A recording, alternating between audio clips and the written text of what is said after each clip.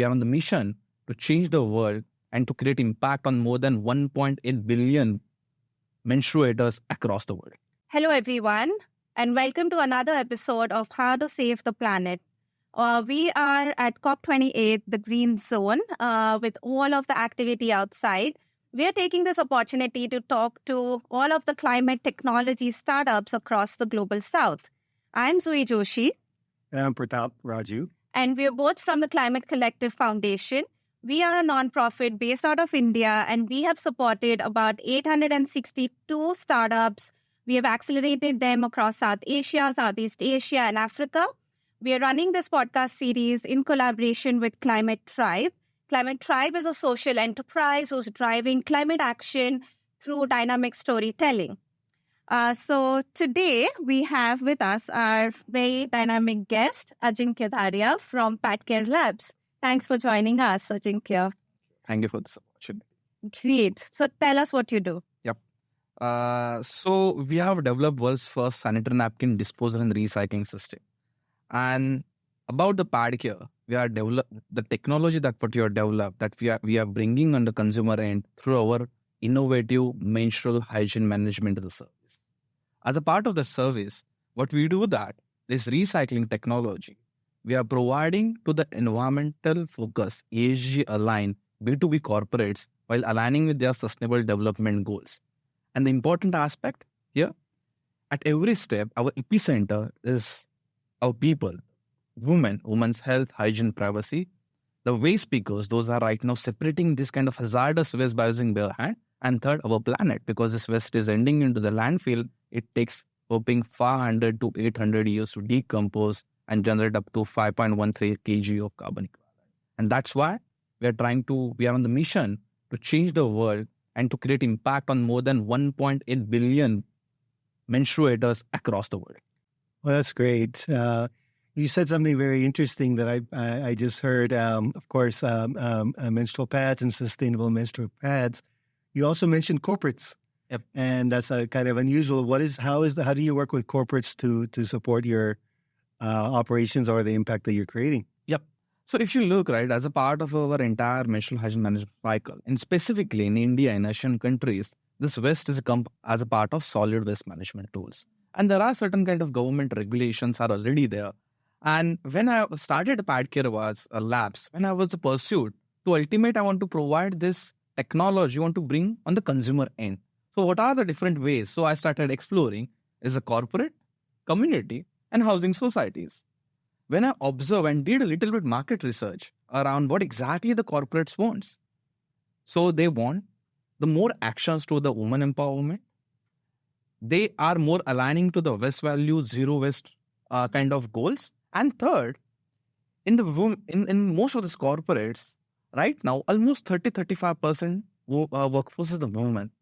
And most of this waste is getting generated in the washroom. And unfortunately, there is huge challenges around the facility management because someone is disposing this sanitary waste and flushing it down in the toilet, it's creating clog. And it has to take care of good amount of maintenance to remove it. So when we are started working with the corporates, we understood this is the one initiative is solving majorly 3 problems. And that's why in very short period of time, we are able to scale from one corporate to right now 750 plus different corporate sites in just last 24 months. The major reason is aligning with the women empowerment related initiatives, aligning with the zero waste goals and sustainable development goals, and reducing the facility related burden. And that's why what we are doing along with the corporates. That's amazing. And Ajinkya, that brings a question to my mind that, whenever we talk about corporates and social impact, it's generally from the corporate social responsibility. Is that the wing that you're dealing with, or are corporates really, even through their sustainability initiatives within themselves, they are employing you? Yeah. So if you look, right, the things got changed in the recent years. Everyone is seeing as a PatCare as a part of CSR, but no, CSR is just one arm of any corporates. Most of the corporates are engaging with us as a part of their sustainability initiative, as a part of their more inclusivity related initiative, and as a part of their admin and facility, and creating more sustainable and hygienic environment for women or any kind of workforce. So it is more about their corporate angle rather than CSR wing. And I'm very happy to share that our 99% are annual contracts. It is not CSR. And that is very beauty of this business. We have cracked the code to work dynamically with the executives, right? To solve their recurring challenges. CSR is a one-time activity where we are using that money. It is not like that. 1%, we're using that money for small educational hubs. Recently, just for your information, we have been working with the Cummins. Cummins have supported 40 Pune Municipal Corporation School, where PMC schools are acting as a beneficiaries. Fund is coming from the Cummins, and Padcare is acting as an implementation partner. Win-win situation. That's wonderful. That means that it's actually getting embedded as a part of how corporates work rather than like just some activity on the side. Exactly. And one thing that Pratap, what they are looking for, they are looking for more transparency and creating more consciousness for the employees, right? So yes, we are doing one particular activity, but it's all about auditing system. And that's why we have created an impact report dashboard where at every month, every corporate is getting idea how many pads that you have collected, how many pads we recycle. And when we are saving 1 kg of sanitary napkins, we are considering 2.14 kg of carbon equivalent. Right. And at Padcare, we are able to save 100 metric tons of carbon equivalent per month. This is something how we are able to crack that code with the corporates. That's pretty cool. I know I can guess why you're here at COP then, but maybe we could hear from you. COP is not something that most startups come to, clean tech startups. It's something relatively new for us, at least in the global south. Yeah. So what brings you here? Yeah. When I started Padcare, right, I'm just going 5 years back, right? It was just small, my engineering dream to develop the product, right? And when I entered into the entire ecosystem, I started working with the different ecosystem partners similar to the Climate Collective, because I know when I first time interacted is a part of Youth Collab, right? Where we got supported from CC. And when I entered into the ecosystem, someday some mentor, Ajinkya, you have to be in the COP somewhere, because that is where most of the discussion and policies are getting created. You have to reach at that level where you can influence, you can put your solution in front of them and push them or work with them to create a mechanism to take this technology across the globe. This is a 5-year back story. Fast forward that, I started working and all. And this year, boom, after 5 years, I saw the COP is something is getting more big. It is just not about the discussion, but going to get more about startup inclusion into the COP ecosystem. So I'm here at the COP. There are majorly for 2 reasons. As a Padcare, in last 5 years, we scaled from 1 city to right now 19 cities, from 1 customer to 750 plus different customers, creating impact on more than 1 million women. But is it really something solving the global problem? It is something, because this solution for 1.8 billion menstruators, what is the opportunity, right? And that's why today I'm here to explore how this indigenous technology, grassroots technology, can scale across the globe. In the blue zone, where we got access to different countries' pavilion, where Turkey is 100% focusing on a zero waste landfill rated goal. They are working with a different technology. I visited to Indonesia pavilion. I tried to understand what are their policies, how we can align with them. So, and that is where more about understanding global phenomena. And second, working with across the supply chain. One thing I've learned here, Joy and Pratap, is all about collaboration. As a single founder or a single company can just create a trigger, but it is required village to take it forward, right? And that's why I thought, let us interact with the different collaborators, look for the partners in different part of the value chain, integrate with them, and create this phenomenal activity to take this, creating more impact on the all the menstruators across the globe. That's why we're the 2 major purpose I'm here in the COP. Can you help us get Blue Zone access? Although I was lucky in that way. So I tried. I was panicked. Actually, before coming here, actually I got married on 26th and 27th of November. Just back. Yeah. Congrats. And that time I was more worried not about marriage, but how I can get a Blue Zone access. Because Your wife is going to be listening to this podcast. It's fine.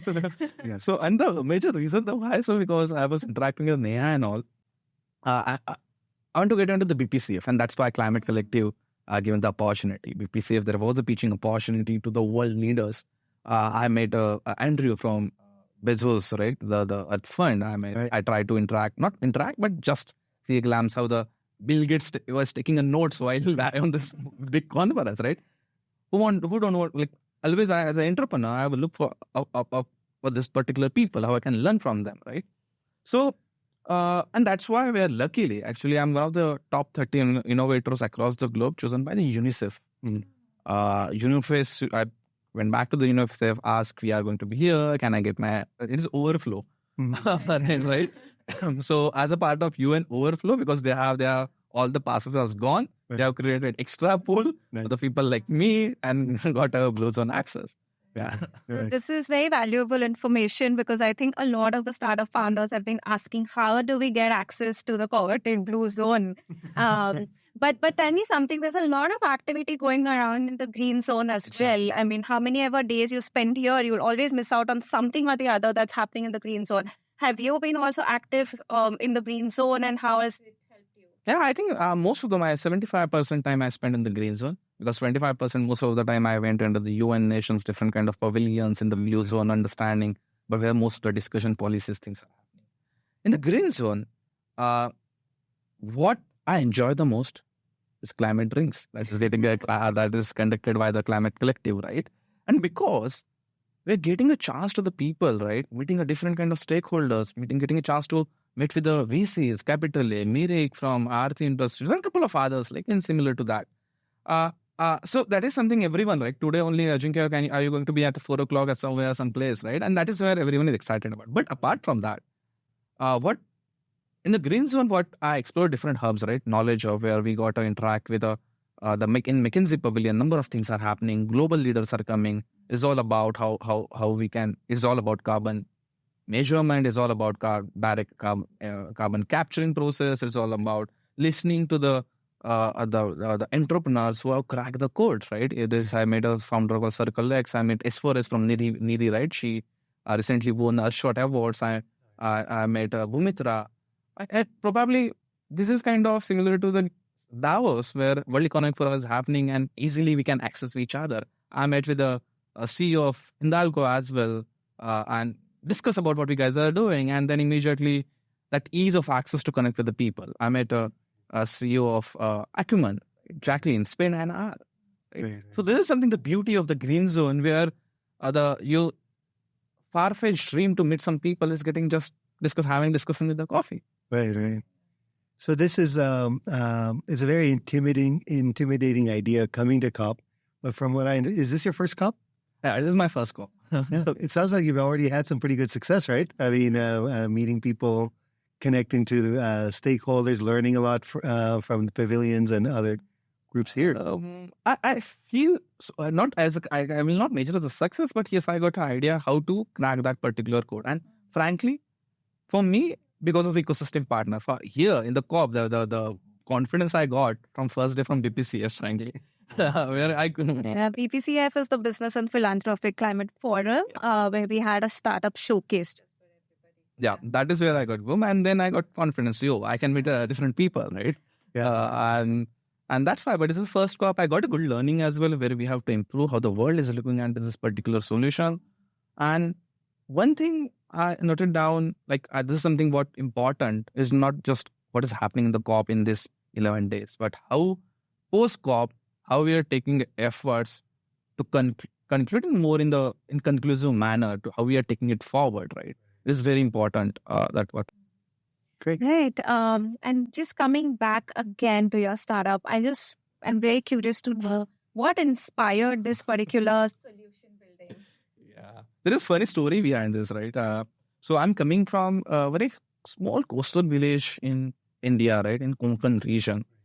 And my mom is working in the women empowerment domain in that village, trying to work with the women to uplift them, trying to dignify them with a different domain. So always having soft corner, always want to do something for the society by technological means. And the funny story if you look how the pad manufacturers show the ad on the TV, if you look, they put a blue blood, right, while showing not a red color they show, right? I was 7th standard. I asked my mom, is it really? Where I have red blood and this woman has the kind of blue blood, and that is something a simple, curious question. Yeah. My mom took that opportunity and explained about woman body. Fast forward to that, I started working on a different domain in the impact domain, waste to like energy, waste management, water conservation, in automobile segment. I worked for 11 months along with ISRO for a space-related project. But always I enjoyed to working with the people, on-ground people.